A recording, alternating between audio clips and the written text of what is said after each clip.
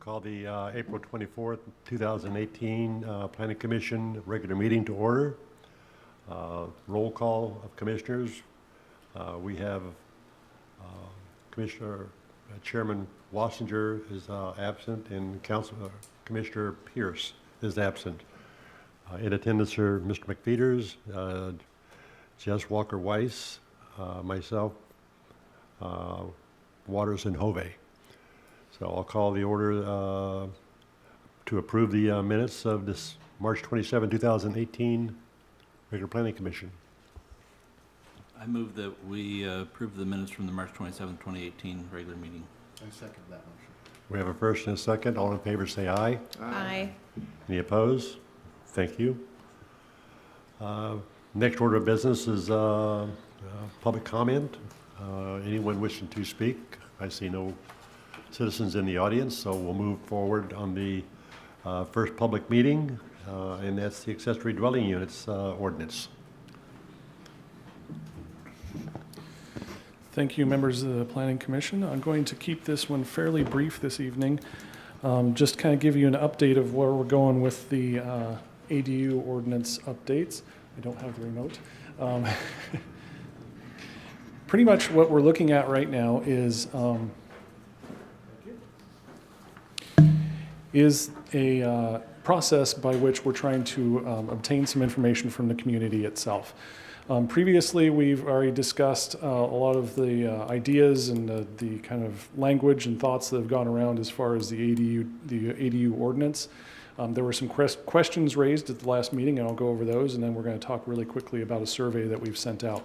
So like I said, I'm going to keep it real brief tonight, and then we can just answer any questions if you have any at that time.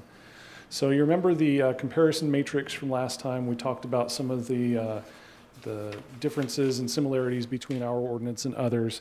There were a couple questions that came up based on that conversation. One of them was the date of ADU ordinance adoption for other cities. Went through all those. I was only missed out on one of them. The rest of them kind of vary between about 2003 and up to last year. So there's kind of a wide variance there, but most of them are fairly recent. Ours has been around longer than most of them, so that's something to keep in mind as well. And then there's also a question as to which were Phase 2 cities, and the answer is all of them. So they're all dealing with the same regulations with regards to stormwater as we are. So we have an ADU survey that's currently live on surveymonkey.com. It's designed to solicit some kind of input from the community. We're hearing a lot from the Affordable Housing Task Force, but we haven't heard anything really from the community yet. So that's what we're attempting to do here. Try and get some, identify the awareness of the existing regulations that are out there. Try and get a feeling for the attitude towards ADUs in the community. And then also trying to define if there's any interest from people in actually doing the ADU on their own parcel. So we sent out a flyer with the April 20th utility bill. That is probably arriving in people's mailboxes as we speak. I would expect that people are starting to find out about our survey today, and so we haven't gotten any answers back on that, but we will have hopefully a big email box or a big email tomorrow telling me that I've got a whole bunch of answers, and that's why I'm keeping my fingers crossed on that.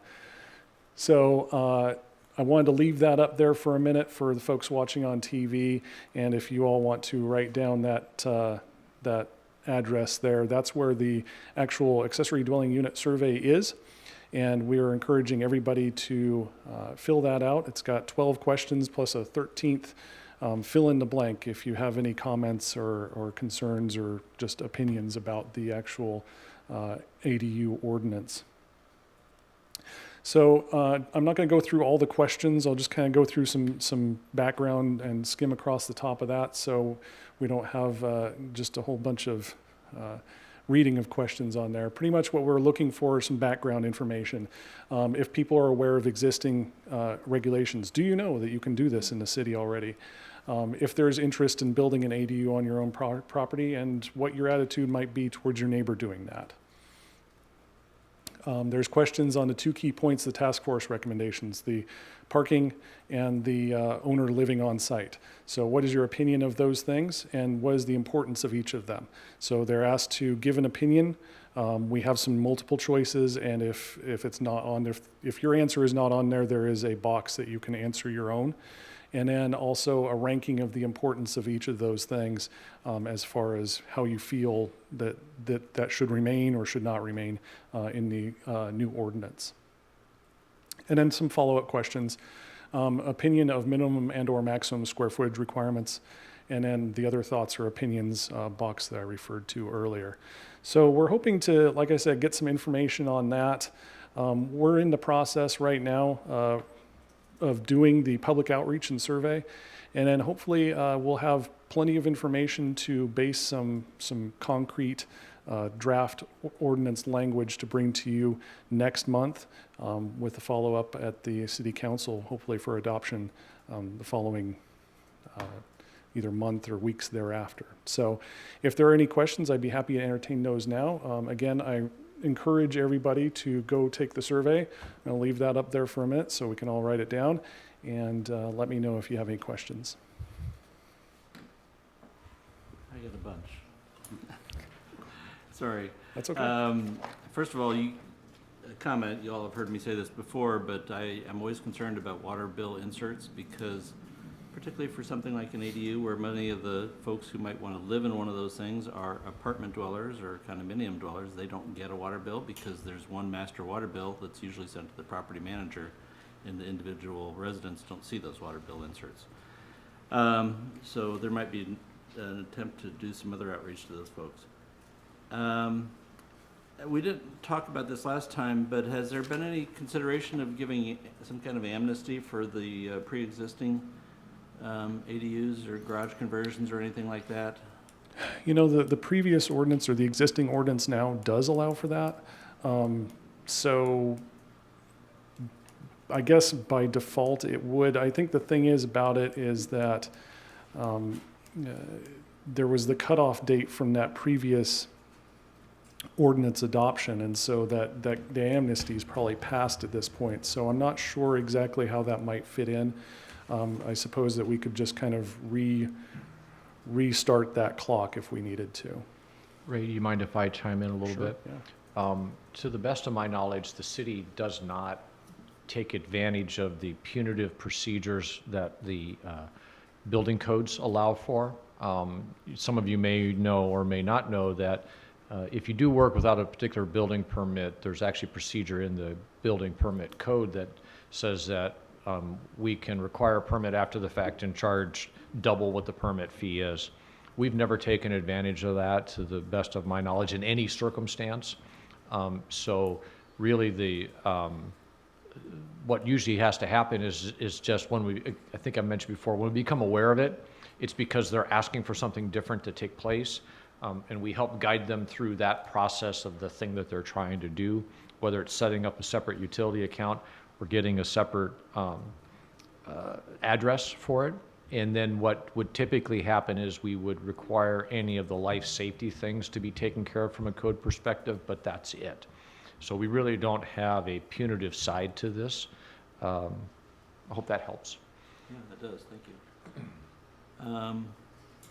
Again, we kind of touched on this last time, but we didn't really have an in-depth discussion about the short-term versus long-term rentals. You know, obviously, some of these units would be ideal for VRBOs, Airbnbs, those kind of things. And I think that's a great use for them, but maybe if we're going to do that, limit it to one per property so that both the main house and the ADU can't both be in short-term rentals.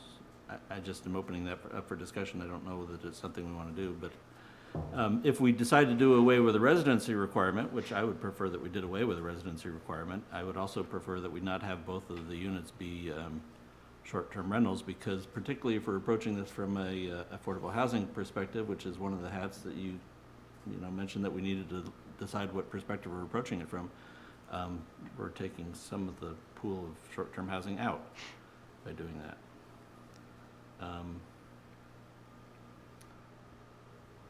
Just trying to read my handwriting. And in which case, we'd also need to define what short-term housing is. Is it, 1 month or less, or is it 6 months or less? Which is what many apartments and condos require. So, okay, that's all I've got. Thank you. Anybody else? Maybe just, I was going to say, just one follow-up comment.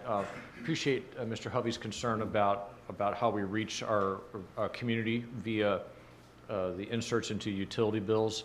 And yes, perhaps some of the people who might take advantage of this wouldn't see them. The flip side of that is that I think we would normally expect the ADUs themselves to be built into single-family zone properties, Right. which then predominantly we would be getting input rather from people who are either potentially building those on their property or those neighbors. And so we're also very interested, of course, in their input. Sure. I spent a little time looking over the existing code, and I noticed at the end of all these sections it says that these were put in place by Ordinance 1555 from 2009. So I wanted to look back to see if there was any discussion in the City Council about how this got put together, but I couldn't find anything in the minutes or meeting packets from 2009 about that. So I'm wondering, I think we talked a little bit about looking into the history of this, and certainly you saw the age of all the other ones. Do we have any information about the discussion the City Council had about this when this code was put into place? We could find that, and actually that date won't be the date when it was put into place, because I was here when it was put into place, and it was prior to that. Okay. And so I don't recall what the change might have been with Ordinance 1555, but what we can do, and actually, you can do this as well.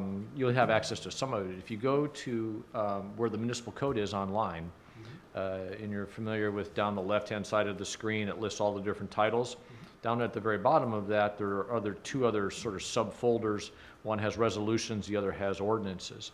And you can click on the ordinance one, and you will actually be able to pull up Ordinance 1555. And that's the good news. The bad news is that it won't likely be in legislative edit, so you won't be able to tell the things which were changed or not. But the title of the ordinance should give you a clue as to what those changes were. But we can also dig around, because we would have council packets back to that date, and if they're not online, we can try to find something that's stored the old-fashioned way. Sure. Yeah. Thank you.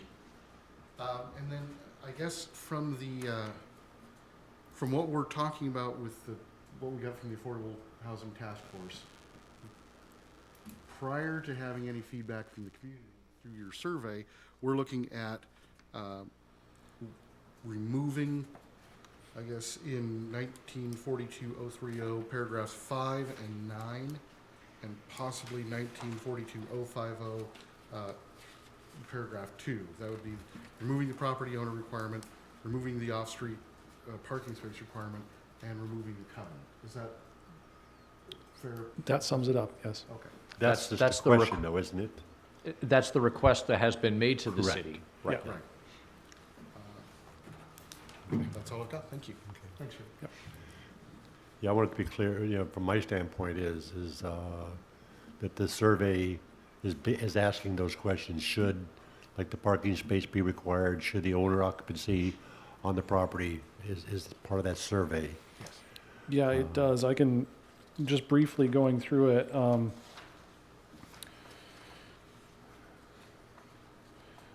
just an example, question number 6 is, current accessory dwelling unit regulations require at least one parking space per ADU. What is your opinion of this requirement? There's a few buttons to choose from, and then other, if you want to fill in your own answer. And then the follow-on question is, how important is it that the ADU ordinance require an off-street parking space, from not important at all to very important? So it's kind of a two-part question for each of those 3 items. So, yeah. Are there any other questions? Seeing none, thank you, Ray. We'll move on to the second part of our meeting. This is a public meeting on the transportation concurrency.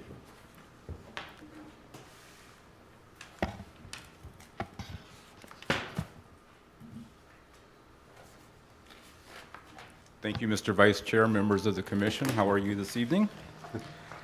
My presentation is on a proposed amendment or revision to our concurrency ordinance, and I'd also like to offer Steve to jump in and add any comments that he may have during my presentation.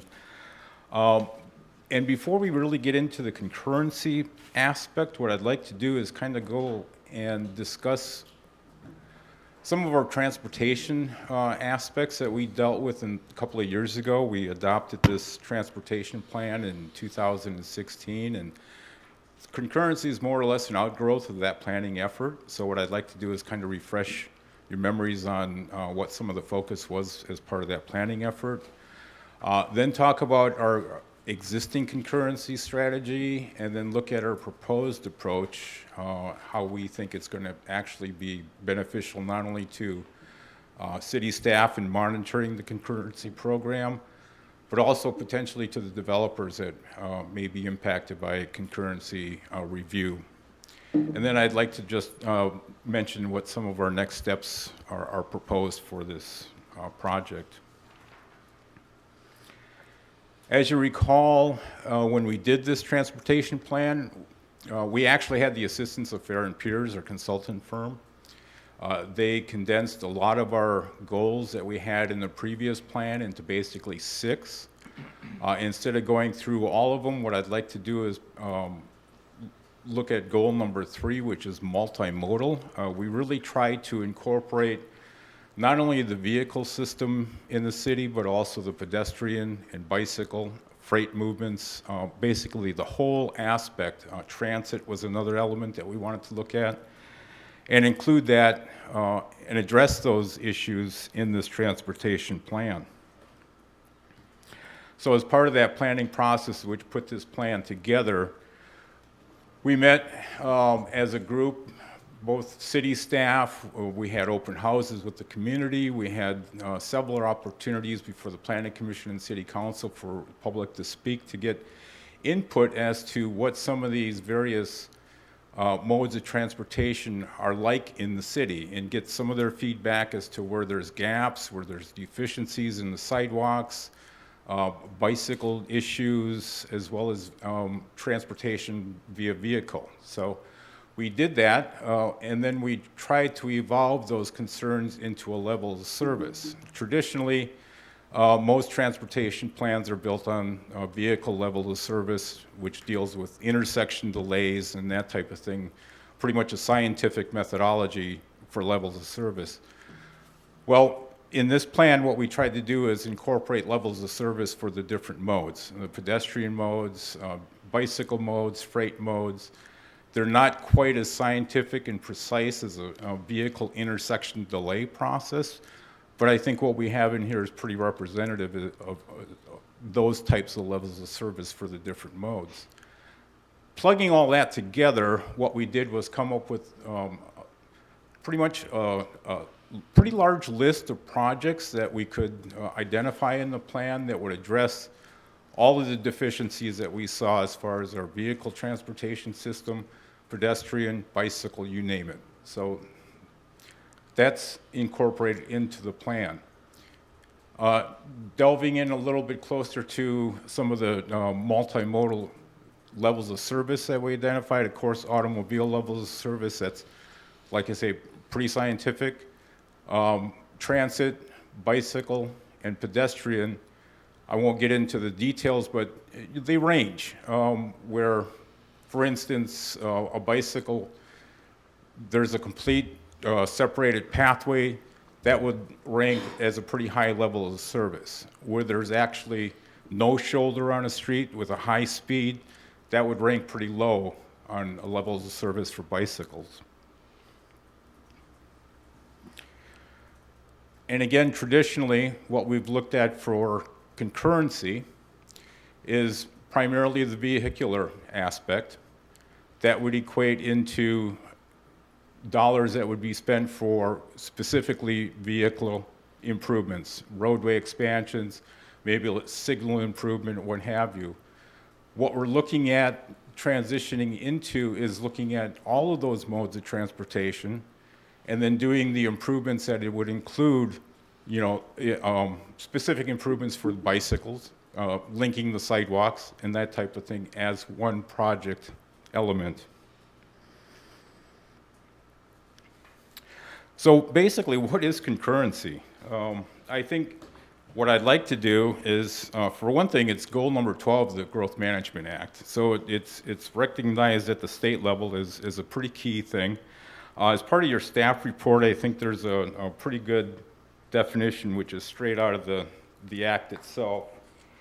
And it's to address public facilities and services and ensure that those public facilities and services are necessary to support the development shall be adequate to serve the development at the time the development is available for occupancy and use without decreasing current service levels below locally established minimum standards.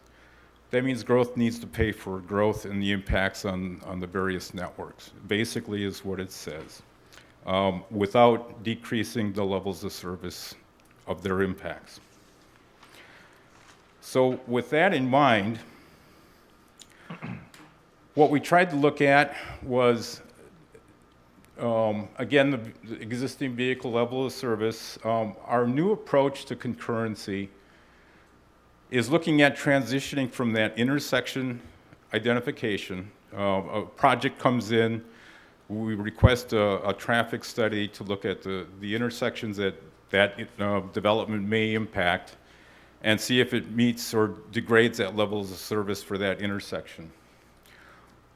What we're proposing is to look at more of a system approach, where instead of just the vehicle aspect, we're looking at the transportation project as a whole. Is there going to be, we're looking at the development of a citywide system. You know, what is our existing capacity citywide? What is the impact of that project going to be? And if there's a reduction in the level of service below our citywide capacity, then there's going to be an impact. It's far more widespread. It's not so much project-oriented, but it's going to be, again, the capacity is going to be measured in dollars based on projects that we identify in our capital improvement program. And then the demand for each project is going to be based on ITE trips. It's the International Transportation Engineers. Transportation Engineers, thank you. Another graphic, which I hope will show this a little bit better, will be the project that we have identified in our current CIP, Capital Improvement Program, is actually the Northeast 7th Avenue. The dollar amount for that is approximately $4.7 million. We also have identified in our capital improvements program is the $2.3 million allocation over a 6-year period of updating pavement maintenance, resurfacing of some of our streets that are in disrepair. As part of this program, we're not really going to be looking at the pavement maintenance aspect, only because that does not increase the capacity. The improvement of Northeast 7th Avenue will increase capacity. We're going to add some segments of sidewalks in there, which will add to the pedestrian aspect, and will increase the capacity of the citywide system. So what that is going to do then will provide additional capacity when there's additional projects identified in subsequent capital improvement programs. Those will add additional capacity to the citywide system as well. The problem is, you know, typically there isn't a lot of projects that we can afford, so we're limited as far as what we can identify in the 6-year CIP. But with the Northeast 7th Avenue addition, that's going to add a lot of capacity to our bucket of citywide capacity. The 20-year project list. Obviously, in this plan, we show a set of projects that are for high priority. We have projects that are basically on a contingency plan. Those are called the T1 projects. We have pedestrian projects that were identified as part of the planning effort that also could be eligible for funding. Bicycle improvement areas, the priority networks for bicycle. We have a lot of projects, in other words, that we could identify and utilize to increase our overall capacity as far as the city system. So where we are currently, we do have a capacity in the system, and I apologize for the small print on here, but this is going to be our tool that we use if this moves forward and is approved to work with concurrency. We have basically what's called a running start. Where are we now as far as capacity is concerned, excess capacity? And we do have a pretty good jump start here with 667 units, I believe it is. And then with the addition of Northeast 7th Avenue, the highway capacity manual indicates that we'll have an additional capacity once that is complete for not only vehicles, but also pedestrians. We're going to be adding that component in there, and bicycles of an additional 1,944 trips. So essentially, if, as an example, and this is hypothetical, but if an apartment complex came in anywhere in the city and the trip generation of that project was 62, that would reduce the addition of these two by the 62, and we would still have a total trip capacity in the citywide of roughly 2,549 trips available. So it's not so much project specific, but a citywide analysis that we are promoting through this new style of concurrency review. According to Fair and Peers, the city of Bellingham is also utilizing the same type of methodology. I think the city of Kenmore is also utilizing the system-wide concurrency review. I actually contacted the city of Kenmore engineers, and they said at this point in time there hasn't been enough time to really evaluate whether the program works for them because they've only adopted it a couple of years ago. So they're waiting to kind of see how their impacts would be as far as concurrency and levels of service are concerned. Steve, I don't know if you have anything to add at this point in time? Sure, just a couple of thoughts. And Dennis has covered these, but let me just try to summarize them in a different way. First off, concurrency is a state law requirement, right? And it sounds like a simple concept. You got to have the capacity for the project at the time that the project comes online.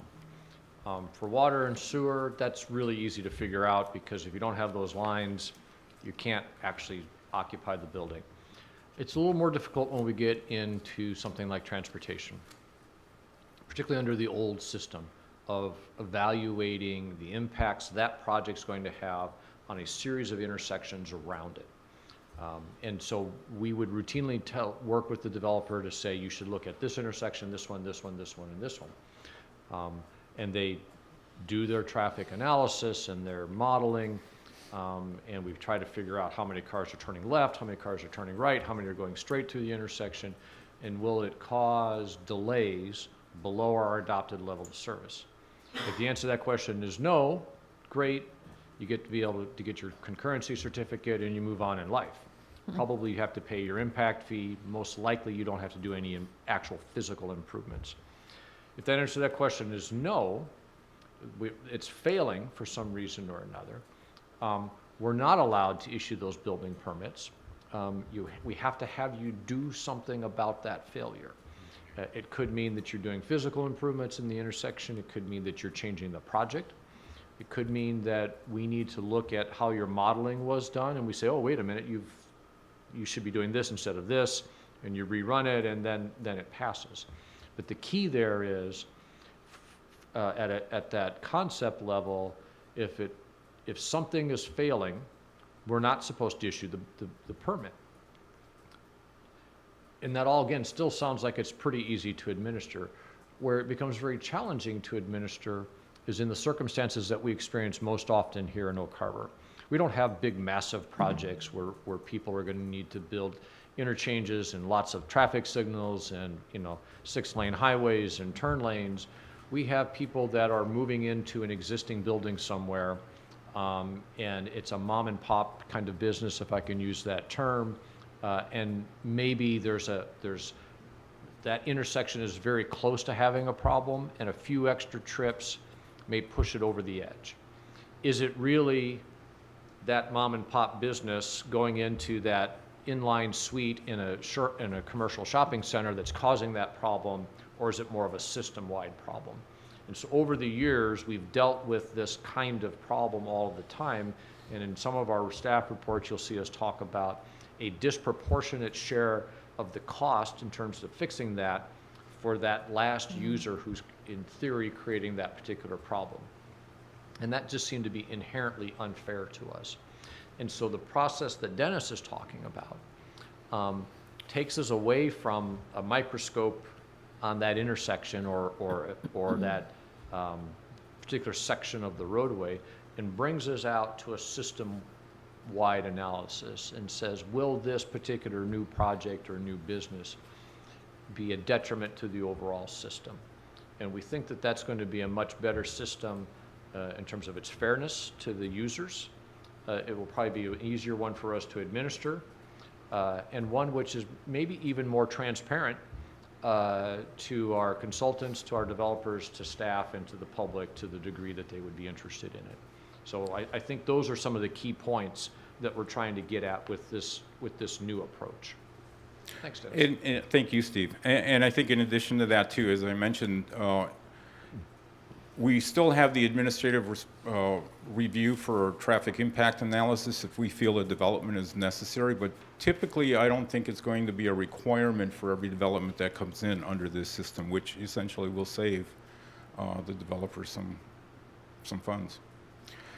So in your packet, obviously, I have the strike-through underlined version of the changes that we're proposing to Chapter 1132. We have a clean version as attachment 2. No decision is required tonight, obviously. We are looking at possibly next month to have a public hearing before this group. As Steve mentioned earlier, we will be making the initial presentation to the City Council on this concept tomorrow during their workshop. So at this point in time, I would be happy to entertain any questions that you may have. Can I add one other comment before Yes. we start? Dennis has done a lot of work with our engineering staff, with our consulting engineer, talked to lots of different communities, gone to some workshops on it. Every community in Washington struggles with transportation concurrency. Again, the concept seems really simple. The law's been in place for 20 or so years.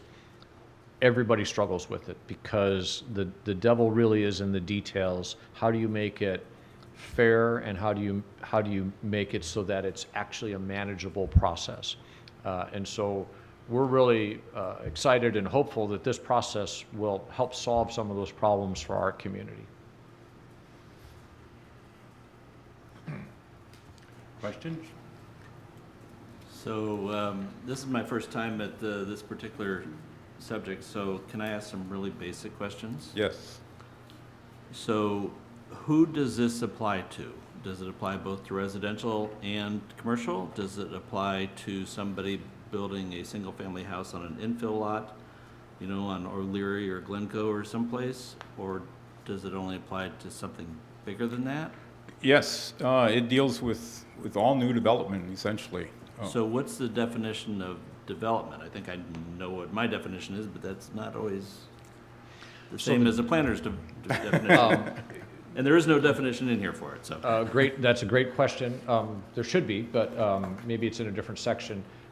Final development permit is defined as a building permit. And that is very common. I saw that. Yeah. And so, and that's part of the challenge. By law, we're required to have every building permit go through the concurrency review. And so for certain things, it's very simple. Single-family house on O'Leary, piece of cake. We're not going to have any particular levels of service challenges with that. It becomes more challenging in some of those other examples that I talked about, but every single permit, building permit, has to have concurrency review. So I need a permit to replace my water heater. No, I'm sorry, because that's not a building permit. Oh, okay. Yeah. So that's a different kind of permit. Yeah. See, I told you, the basic questions. So a few years back when we changed Pioneer to one-way, did that change the level of service for vehicular traffic? I'm going to defer to Steve again on that one as far as how we dealt with that back then. It did not change the level of service. The city's adopted level of service has been constant, I believe, since it was initially adopted. And as you, Dennis went through that slide pretty quickly, but we have two different levels of service here. We've adopted a level of service E for the highway, intersections on the highway, and we've adopted a level of service D for everything else in town. And so the level of service did not change for Pioneer Way. The volumes of traffic, the ADT, average daily trips, may have changed, and certainly they're all going in a particular direction now, and that may have had some change in how those individual intersections, what the number of trips to those intersections, but the level of service, what we were measuring against, did not change.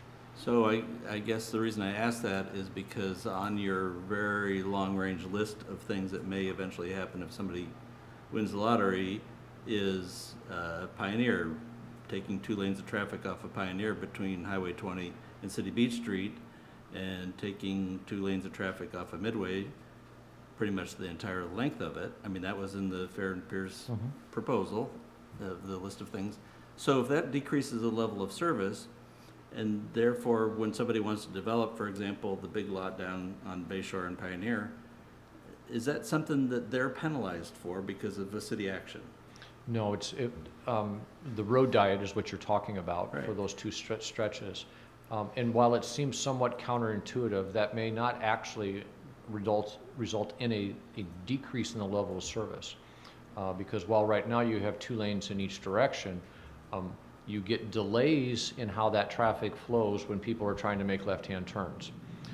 So by going to 1 lane in each direction with a dedicated 2-way left turn lane, you get those turning movements out of the way, so the through traffic gets to continue along without being impeded by those left-hand turns. And so it'll change how the street functions, but it won't reduce the level of service. Can you trade vehicle trips for bicycle trips? So if you get more bicycle trips because we'll now have bicycle lanes on there, does that offset it also? Under this new methodology, we get to count that as improvements to the system, whereas our existing methodology would only allow us to count improvements which facilitate the movement of motor vehicles.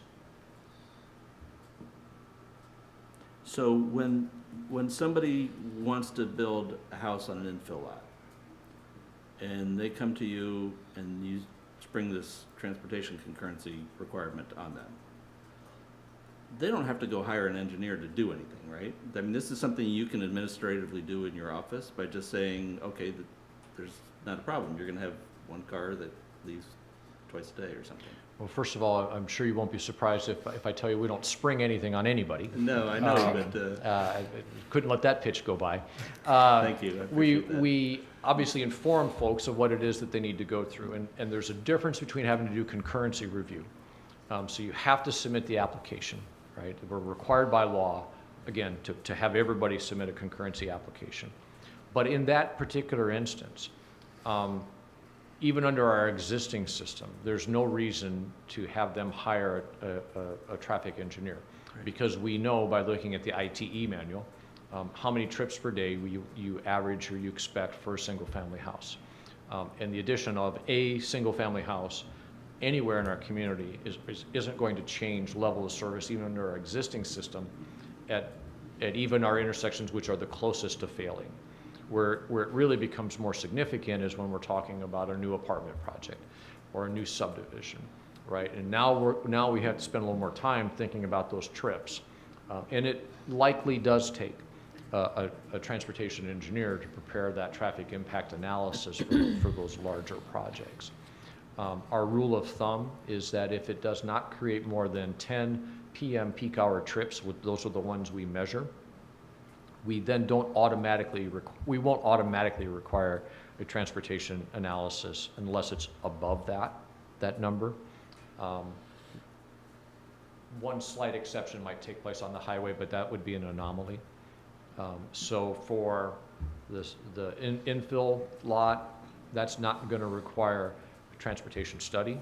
They do have to submit the application for concurrency. We're required to issue a concurrency certificate, which is essentially a letter that says you've passed, and then that's what allows the building permit to be issued. Thanks, I appreciate your patience with me. Thank you, that's all I have. And it sounds like the change would help us be more consistent and efficient, and then we're measuring more modes of transportation, which really was part of the goal.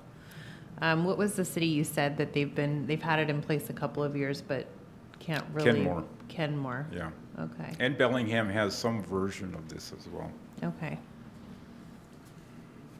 That's all I had. I have a couple questions. And they're basic as well.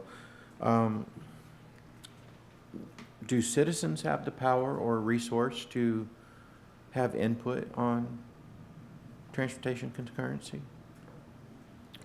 Absolutely. And in fact, part of this process will have, you mean as far as reviewing this proposed? Well, not just revision, reviewing or- the proposal, but also like, if I understand it correctly, signal lights are part of this. Is that correct? Potentially, yes. Okay.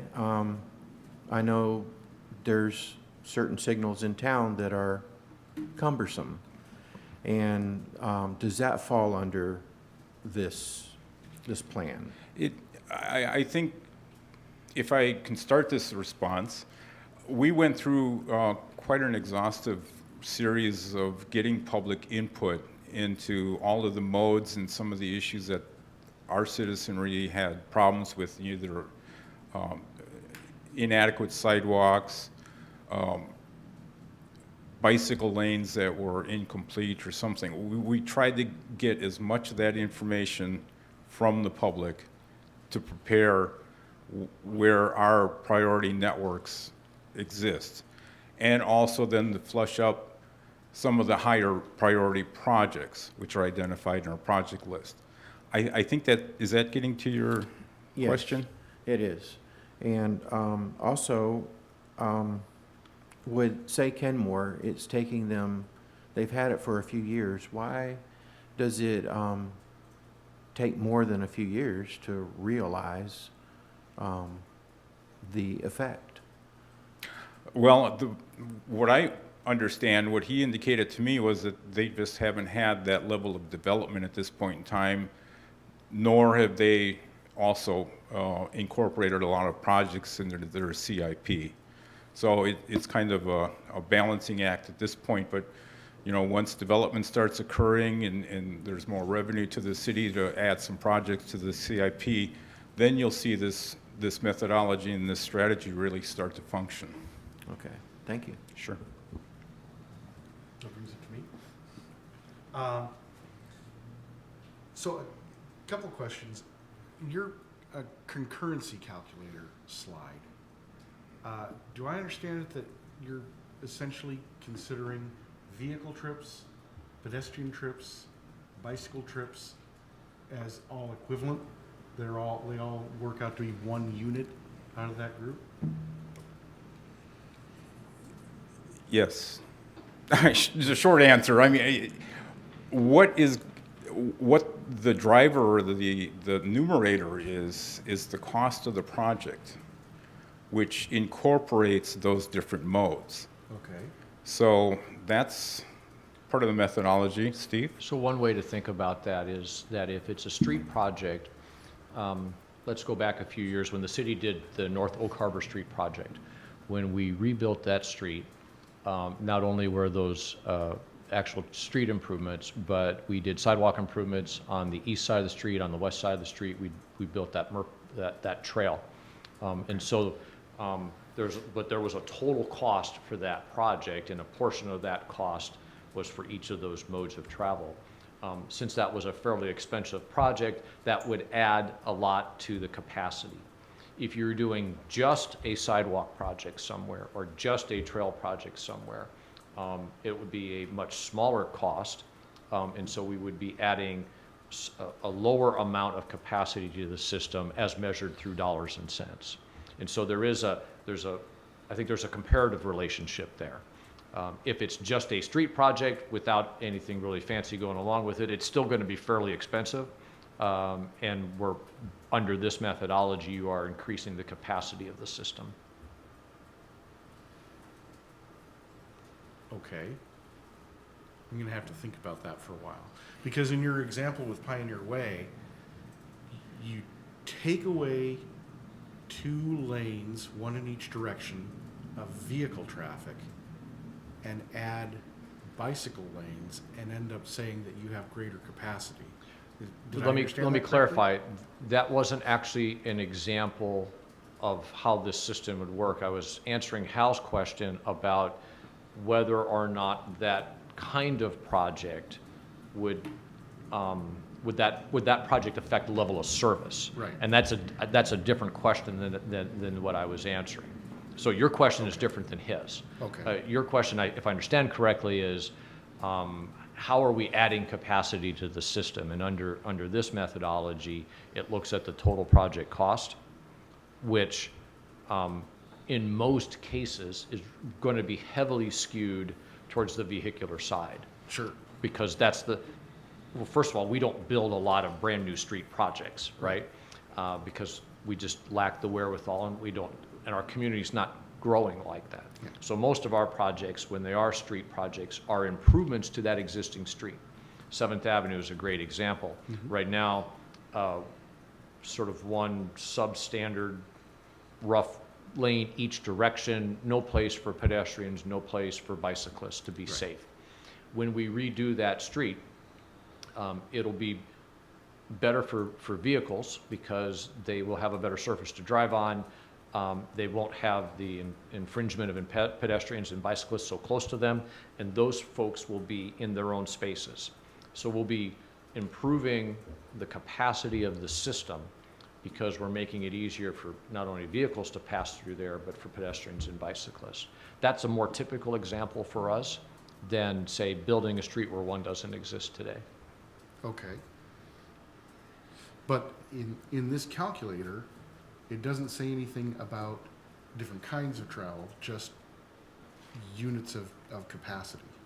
And so I guess we're considering that pedestrian trips, bicycle trips, vehicle trips are all equivalent when compared to this calculator. Is that, am I understanding? Well, I think that in terms of the raw number, yes. But again, if we think about the nature of the projects that our community builds, we don't have I'm sorry to say, we don't have a strong history of building just pedestrian projects or just bicycle projects. And so it's either really a street-only kind of project, or it's one that would incorporate all modes of travel. And so, but even there, the cost of those things which are related to pedestrians and bicyclists will be a fraction of the overall cost of, say, 7th Avenue. And so, yes, it's treating them all equal, but we're not building equal amounts of that. When we do projects, they are almost predominantly vehicle-focused projects. Okay. All right. I have to. And we'll think some more about how to provide better examples from the calculator portion, because there's more screens than this. This is sort of, I think, just the ending resultant screen. Okay. And maybe some of those other screens would help supplement my answer. Okay, fair enough. In looking over the draft code, and maybe this is petty on my part, but I found it really hard to look through the underlined, the red line version of this. because there are sections that just move further down, and so so it's a little hard to see if they change. So I took your clean version and compared it with on the screen with the current code on the website, and I think that I understand what the big changes are in this code. There's a number of places where the existing code talks about preliminary development permits, and those are all being taken out. This is only going to apply, you're only going to do the testing on final development permits. Is that Correct. more or less correct? Yes. Yes, building permit, yep. And the reason, just so to expand on that, the reason is because under our existing system, in the life of us applying that system, we've had absolutely nobody try to do it at the preliminary stage of the project. Okay. And so it was a function which, A, was somewhat confusing, and B, was never used. And so we said, look, let's just get that out of there, and let's make the code reflect how people really use it, which is they're not trying, and the reason you would do that is to reserve capacity. And it's because you would be so worried that other projects were going to be building in the area where you wanted to build, and they were going to suck up all of the available street capacity. Sure. Which has maybe relevance in Seattle and some of the bigger King County cities. It doesn't have as much relevance here in Oak Harbor. Okay. So we said, well, look, let's just get that out of there, because really the test is happening when somebody's actually ready to build, not a year or 2 or 3 in advance. Okay, fair enough. And then this fairly substantial change to the way you're defining level of service. And then there's something in here, there's a section, it's in the existing code, chapter 1132.080, provide needed transportation facilities. And I noticed in Dennis, in your report, it says, under the current system, a new development which lowers the level of service below the acceptable standard is required to provide the necessary transportation improvements to meet the standard. But when I looked at that section, and maybe I don't read code terribly often, so maybe I'm misunderstanding it. It says the director shall provide or arrange for others to provide adequate transportation facilities by constructing needed capital improvements and implementing transportation strategies.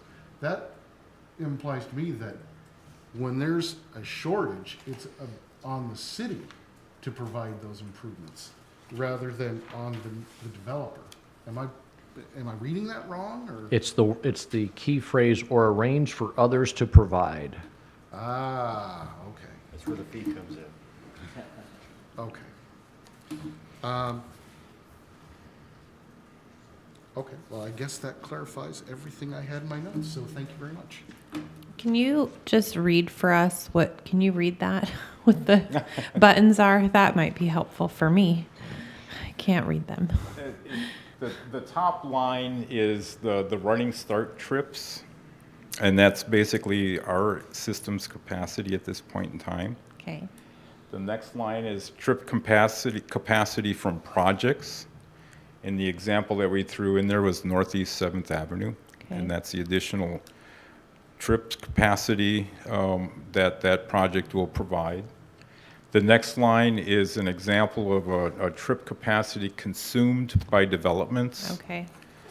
And then the last line there is trip capacity remaining. So it's a mathematical process. So it's a plus and then a minus, consumed by Yeah, developments, and then a total. It's a plus, minus, and then total.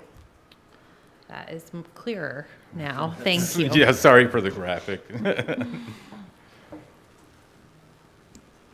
I think the 7th Street project, which has been on the list to do for a long time, I think is a perfect example of how this type of system would be used.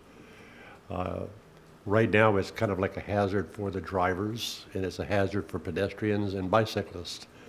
However, when those improvements are completed, the bicycle lanes are in, the traffic lanes are in, the sidewalks are in, which are mandated to start off with when you do the new construction, you'll see that capacity change. And that's where this system here will be more evident. The same way with like Oak Harbor, when they put the sidewalks in, the center medians in, the turn pockets and all that. Now people started going in those directions that weren't using it before. Because it's a safe, pedestrian-friendly, bicycle-friendly, directionally straight to instead of across the field. 7th Avenue is a hazard, and we've known it's been a hazard for a long time, and very few people use it, and the ones that do it are in peril, so to speak. But I'm glad that'll be done. But I think that we're going to see when 7th Avenue does get done, that I bet you traffic's going to double or quadruple on that street. Because the pedestrian, traffic, or bicycle, and vehicles, it'll be safer for all of them, so they'll start using it. And that might take a small load off of, the adjacent throughways, is what I see now, because sometimes I'll sneak up Oak Harbor and then out 7th Avenue to try and miss some of the traffic signals. But I think Oak Harbor, from that standpoint, is a good example to use for the projects where you can see how that's changed, because it is safer. And 7th Avenue, once it's done, will be a great example. And I think we have in code here too, reassessment on an annual basis, probably typically associated with our 6-year TIP process. And then every 6 or so years, we're going to be updating the transportation plan itself. So we'll be able to build in those monitors, checks and balances as we go through the system to see how this is functioning and to see what our capacity is at that point in time. I also saw that you're working closely with the county on these projects as well, just the transportation piece of it. I'll use an example. Out in Swantown, we just approved a year and a half or so ago, the housing development out there, but that's right there at the county line. Say somebody came in with a large piece of property along Swantown, and they wanted to approve and put in a mobile home park, 50, 75, 100 units. They're going to be working with you because they're going to be a big impact to city services, i.e. Swantown, Heller Road, all of that. But I saw in the code that you do work in tandem with the county on projects like that. There would be need for coordination, yes. Okay. Yep. I think that's important because everything the county does Would impact our would network. impact our, yes, Yep. our infrastructure, so, okay, good. I was pleased with what I saw, and it took a little while, like you were saying, things got moved, but they got moved for a reason. I was doing a double take as well. Yeah, I it do makes apologize sense. for that version of lots of blood on the paper, so.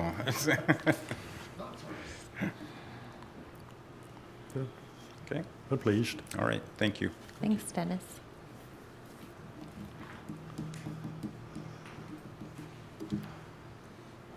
Okay. The last item on our agenda tonight, this is another public meeting, is a comprehensive plan amendment park plan update.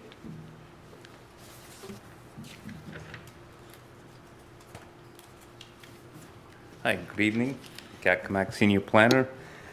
A short presentation on the continuing efforts on our update to the Parks, Recreation, and Open Space Plan. It's part of our annual comprehensive plan amendment process. So at the last meeting, we went over some of the level of service type data, and just to summarize, we have the recreation facilities and their relationship or ratios to the population, one basketball court per 5,000 population, and you kind of do an analysis on that for all the recreation facilities. And then, we do spatial type analysis as well in terms of proximity and access to our neighbors. And so we use a couple of methods of level of service. And so at the last meeting, I shared some tables with the Planning Commission in terms of how the numbers are working out based on population.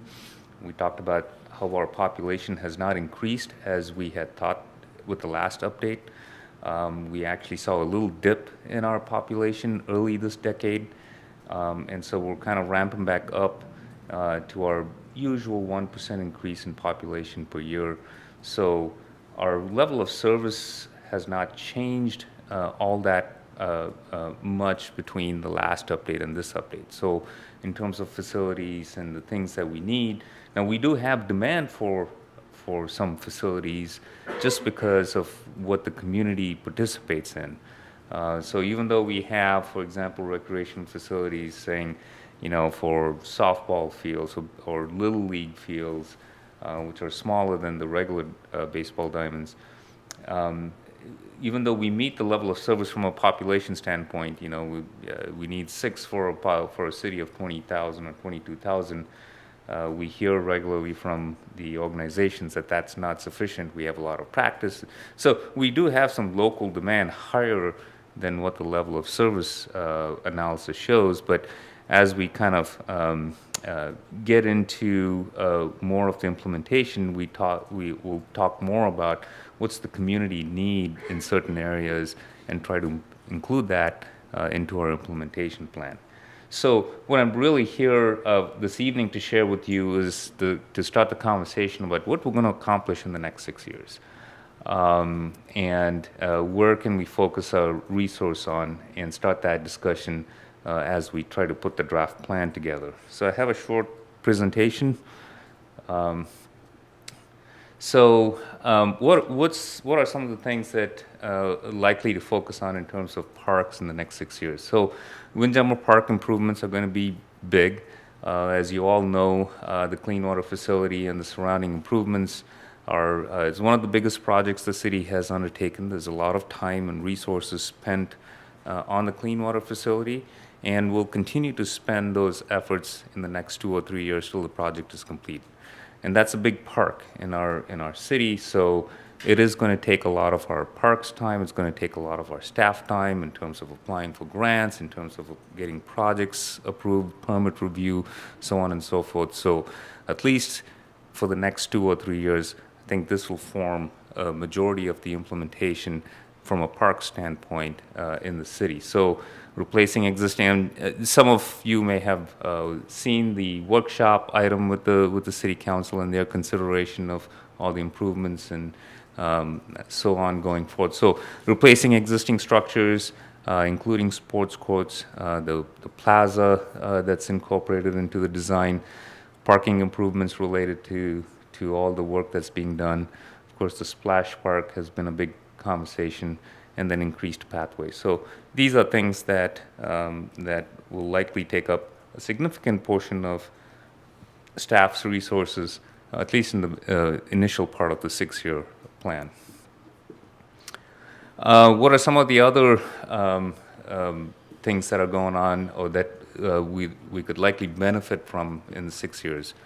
And we have some land acquisition that we need to do for our facilities. And this is not to increase our capacity, but to actually keep our level of service. So, you know, the conversation about the ball fields at Windjammer Park has been a point of discussion for many years, and looking for replacement or to move those facilities elsewhere has been also in the discussion. So we need land for that if we're going to do that. And replacing those facilities just maintains a level of service. It doesn't necessarily add level of service.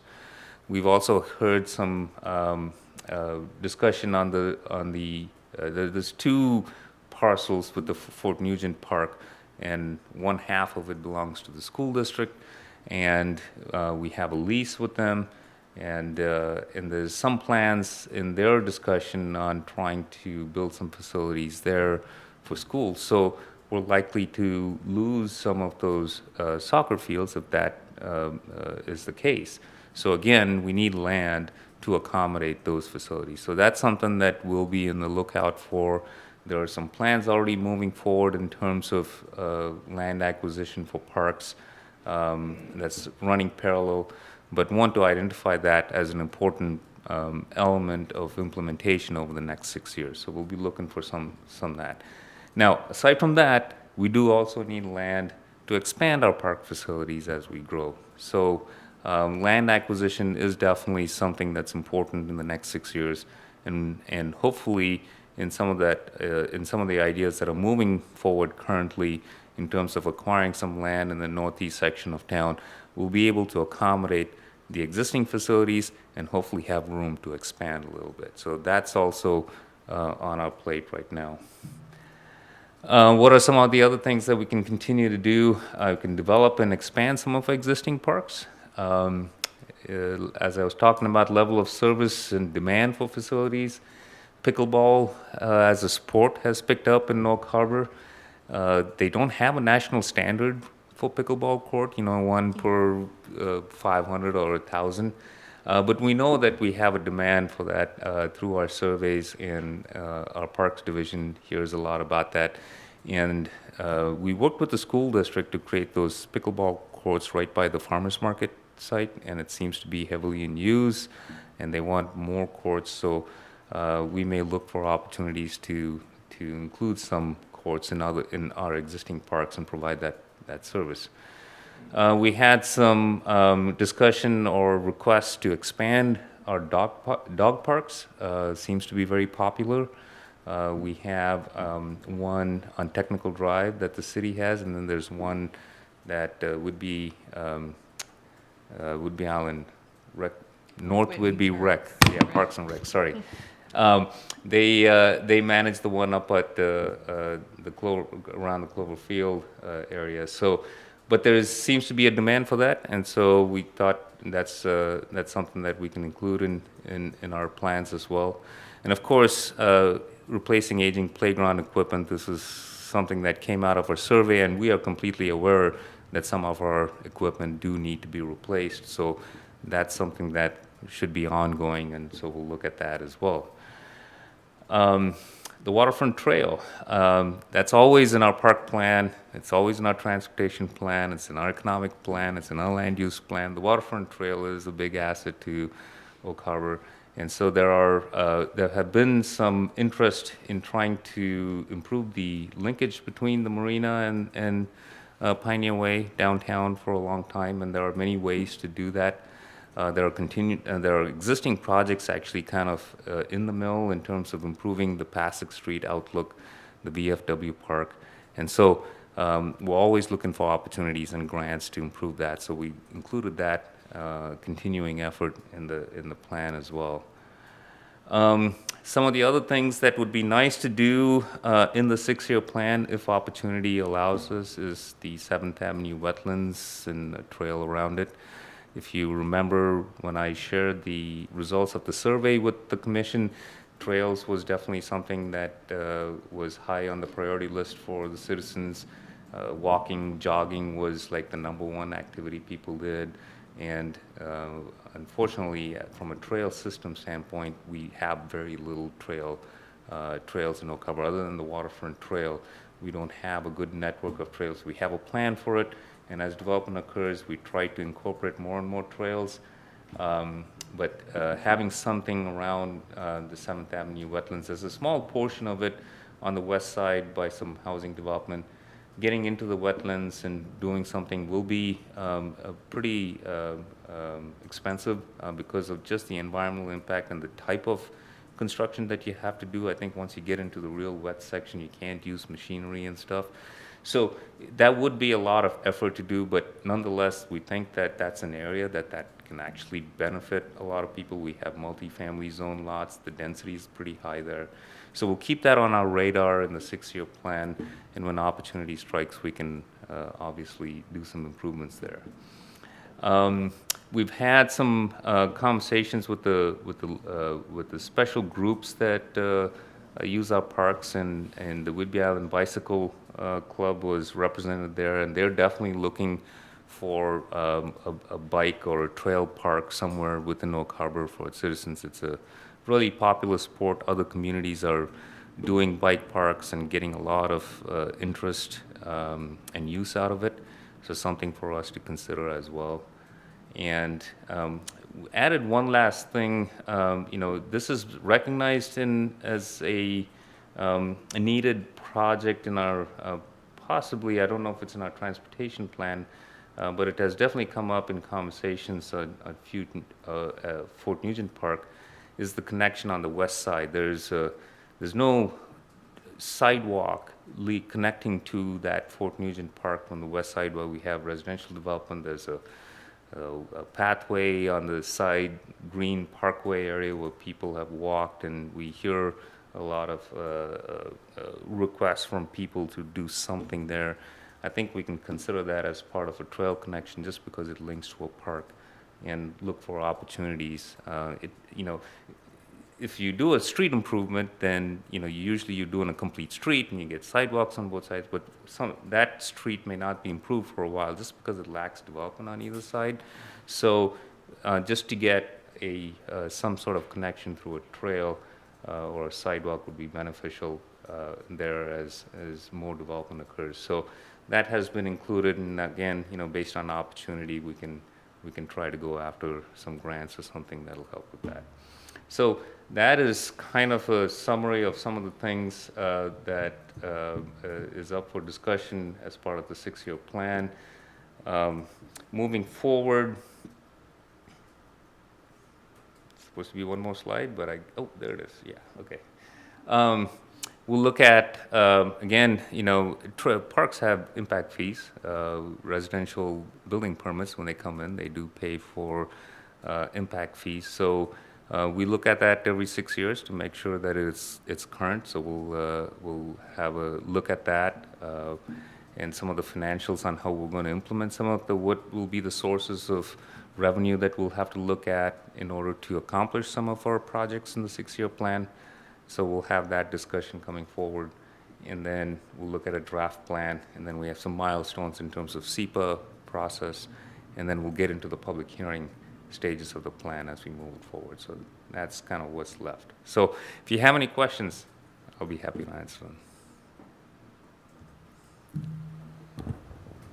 I have some simple questions. Can you tell us what the splash, I'm new, so the splash park, what is splash park? Is that just like what they had at the lagoon before, or is this something really new? So there's been a request for a splash park at Windjammer Park for a long time, and as part of the clean water facility improvements, that was a project that came up for discussion, and so I don't know, and maybe Steve can help me, if it's still part of the plan and if it's being done. So was your question more, what is a splash park? Well, yeah, and So it's a fairly... basically explain. Sure. So it's a modern take on the wading pool, if you will, right? Okay. And so while older parks used to have wading pools for kids to play in, the more modern approach for a variety of reasons, probably related mostly to health and to maintenance, is to not have standing bodies of water like that, but is to have play surfaces where water can jet up out of the ground or shoot from rocks or other sort of artistic objects. Sometimes they're timed to music, sometimes they're self-actuated, sometimes they're just on timers. And so it's essentially a spray park that takes the place of wading pools. Kind of like in Seattle. Yes, I'm sure. Yeah. And they're all over now. And maybe another advantage to them is when it's too cold to be in the water, you can often still play in the area of a splash park and you just don't need the water. Okay. And so it was part of what was identified as a desired improvement when we were going through the Windjammer Park integration plan. And it will be located to the south of the clean water facility between the clean water campus and the shoreline. Thank you. Pickleball? Never Pickleball? heard of pickleball before? Oh, yeah, it's a popular sport. I've never played it, but it's a smaller version of tennis. I think it's played in a smaller court, I think. Okay. Miniature tennis. Miniature Not table tennis. Yes. The ball is Miniature not tennis. as, it's much softer, I think, and it doesn't go as fast, so. I have one other comment, and that is, if we do get funding and stuff to do trails and stuff and wetlands and stuff where they cannot use machinery, I would just suggest that if it comes down to that, that you could solicit or advertise to the Boy Scouts, that if there are Eagle Scouts or those that are attempting to get their Eagle Scout project, that would be a very good project for them. We've had a few that have done it that way before. Absolutely. Our Parks Division works with them all the time. In fact, the sign that is up at Fort Nugent was actually an Eagle Scout project, so they designed it and funded that. And so we're always working with them to do Okay. projects in our park. That's all for me. Thank you.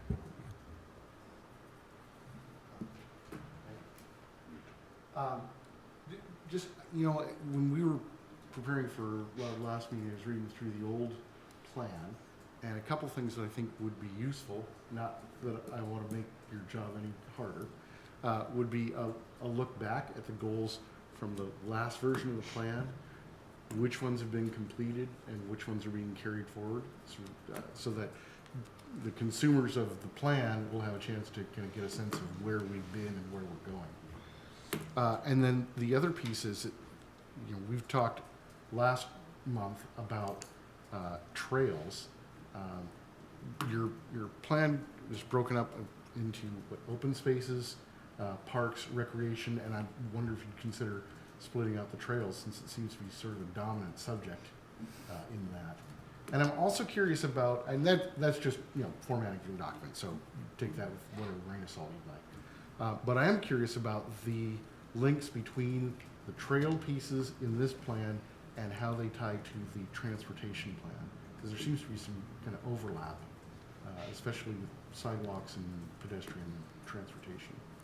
Absolutely. Trails and pedestrian connections cross over many plans, and we understand that. It is sections in the park plan that talk about it because it has recreational components to it. And then it's talked about in the transportation plan just because of mobility that it offers. Both plans, I believe, identifies creating a bicycle pedestrian plan as a standalone document that looks at the overall city network and where there could be potentially good connections to make a system. And that is, again, resource dependent and opportunity dependent and demand dependent. So it's a really good idea to have a plan, but you don't want to have it too much in front and not have it implemented. You know, there's always great things that we could do, and we can make a plan for it, but if we don't have the implementation resources for it, it starts to lose value in terms of how it's. So we try and wait for that demand to come into place. You know, we do one street project every 6 or 7 years because just the funding cycle is that way. I think we'll reach a critical point where something like that would be really useful to implement, and our plans do identify that. And I think when that happens, we'll see a momentum to have a plan, specific plan made to deal with trails and pedestrians. But till then, we know there are some areas that could use connections. We have in our park plan an overall vision to have trails all around Oak Harbor. So we have a little map there, and I'm sure you've seen it, that goes all the way west through Eagle Vista Drive. Gary Oaks will build a multi-use trail, hopefully connect through some of the wetlands in the west there if they ever come into the city or the county. Cross Fort Nugent, you know, go to Swantown Lake, maybe connect Joseph Whidbey, and then come along the north side. There are some wetlands by Heller, and then, you know, hopefully we're in conversation with some new park parkland up there, so maybe connect through there, through Gun Club Road, come through Regatta, and connect back to the waterfront trail. So we have some overall visions in terms of how we want to see things develop in the future, but that is a great starting point to start to make little connections. But when we start to bring in complete streets and start to put trails on streets, whether it's going to be dedicated lanes, starting to talk about a more complex network, it's good to bring a planning effort and some funding source to actually implement it. I'm not sure if we're there yet in terms of getting a plan way ahead and then not being able to follow through.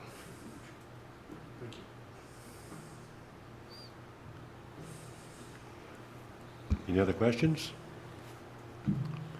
Good presentation, Kat. Thank you. Our next regular scheduled meeting is for May 22nd, 2016. If there's no other questions or comments, I'll adjourn the meeting. Thank you.